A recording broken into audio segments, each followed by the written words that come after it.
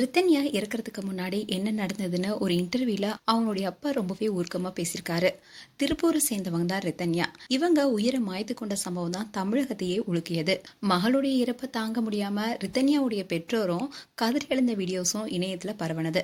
அதுல தன்னுடைய மகள் ஒருவனுக்கு ஒருத்தின்னு சொன்னது பெருமையா இருக்குன்னு ரித்தன்யாவுடைய அப்பா அண்ணாதுரை பேசியதுக்கு பல தரப்புல இருந்தும் எதிர்மறை விமர்சனங்கள் வந்துட்டு இருந்துச்சு. இந்நிலையில தான் யூடியூப் சேனல் ஒன்ல ரித்தன்யாவுடைய அப்பா அண்ணாதுரை அவங்க அம்மா ஜெயசுதா நேர்காணல்ல பேசியிருக்காங்க. அதுல அவங்க என்ன சொன்னாங்கன்னா, பொண்ணு இருந்த துக்கத்தை தாங்க முடியாம இருக்கும்போது அந்த வார்த்தை தெரியாம வந்துருச்சு. பொண்ணு இருந்ததுக்கு எவனாவது பெருமைப்படுவானா? எல்லாம் எமோஷனலா வந்த வார்த்தை தான். சொத்து வசதியை பார்த்து நாங்க திருமணம் செஞ்சு வைக்கல.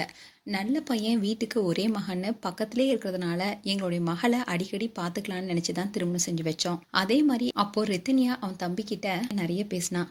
ரொம்ப டார்ச்சர் பண்றாங்க, சொத்தை பத்தியும் கேக்குறாங்க, எல்லாரும் தனித்தனியா சாப்பிடுறாங்க, எனக்கு மென்டலா டிஸ்டர்ப் ஆகுது, மெயின் டோர் மெயின் கேட் எல்லாத்தையுமே பூட்டி வச்சிடறாங்க, சமையல் அறைக்குள்ளேயும் போகக்கூடாது, வாஷிங் மிஷின்லயும் துணி துவைக்க கூடாது, கையில தான் துணி துவைக்கணும்னு சொல்றாங்க, அப்புறம் பாத்திரம்லாம் கழுவிட்டு வீட்லயே இருக்கணும், வேற என்ன பண்றதுன்னு சொல்லி அழுந்திருக்கா. வீட்டுக்கு அவ வந்தப்பதான் நான் புரிஞ்சுக்கிட்டேன். 15 நாள் இங்கே இரு, அவங்க போன் பண்ணா நான் பேசிக்கிறேன்னு சொன்னேன். அதுக்கப்புறமா ரித்தன்யா தம்பி கூட ஆஸ்திரேலியால ஒரு வருஷம் இருக்கட்டும், இல்லைன்னா ஏதாவது வேலைக்கு போயிட்டு ரெண்டாவதா கூட ஏதாவது பாத்துக்கலாம் சாமின்னு நாங்க சொன்னோம். உடனே ரித்தன்யா, ரெண்டாவது கல்யாணம் பண்றதுக்கு நான் என்ன நாயா? வாழ்ந்தா அவன் கூட தான், இல்லைன்னா உங்க கூட வந்து இருப்பேன்னு சொன்னான். ஆனா அவளுக்கு நடந்த கொடுமை எல்லாத்தையும் முந்தின நாள் நைட் அவங்க அம்மா கிட்ட சொல்றா. நாகராஜன் என்ற சொந்தக்காரர் ஒருத்தர் வந்தாரு. அவரை பெரியப்பான்னு தான் என் பொண்ணு கூப்பிடுவா. அவர் என்ன பிரச்சனைன்னு சொல்லுன்னு கேட்டாரு. அப்போ அப்பா இருக்கும்போது சொல்ல முடியாதுன்னு சொல்ல நான் வெளியே போனதுக்கு அதுக்கப்புறமா 2 மணி நேரம் கழிச்சு அவர் எனக்கு போன் பண்ணாரு. அதுல அவர் என்ன சொன்னார்னா, பொண்ணு எல்லாம் சொல்லிட்டா, எல்லா குடும்பத்திலயும் இருக்கிறதுதான், பேசிக்கலாம் பிரதர், கூலா இருங்கன்னு சொல்லிட்டு போயிட்டாரு.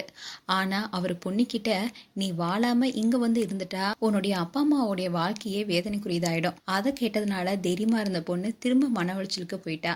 மாமனாரும் மாமியாரும் மன்னிப்பு கேட்டதுனால திருப்பி அனுப்பிடுவாங்களோ என்ற ஒரு பயம் அவளுக்கு இருந்தது. ரெண்டாவது, இவர் வந்து பேசினதுக்கு அப்புறமா நாங்க கேவலப்பட்டுடுவோம்னு ஆழமா அவ மனசுல பதிஞ்சிருக்கு. என் பொண்ணுக்கு நீதி கிடைக்க போராடிட்டு இருக்கேன், எந்த பொண்ணுக்கும் இது நடக்க கூடாதுன்னு நாங்க போராடிட்டு இருக்கோம், அப்படி ரொம்பவே உருக்கமா பேசியிருந்தாரு. அண்ட் ரித்தன்யாவுக்கு அந்த வீட்டுல பல கொடுமைகள் நடந்திருக்கு. மேலும் தன்னுடைய மகளுக்கு நடந்த கொடுமையை குறித்து ரித்தன்யாவுடைய அம்மா விவரிச்சிருக்காங்க. அதாவது மாப்பிள்ள கவின்குமார் குடும்பத்தினருக்கு வாடகை பணமே மாதம் 20 லட்சம் ரூபாய்க்கு மேல வரதுனால அவர் வேலைக்கு போகாம முழு நேரமும் படுக்கை அறையிலே இருந்திருக்காரு.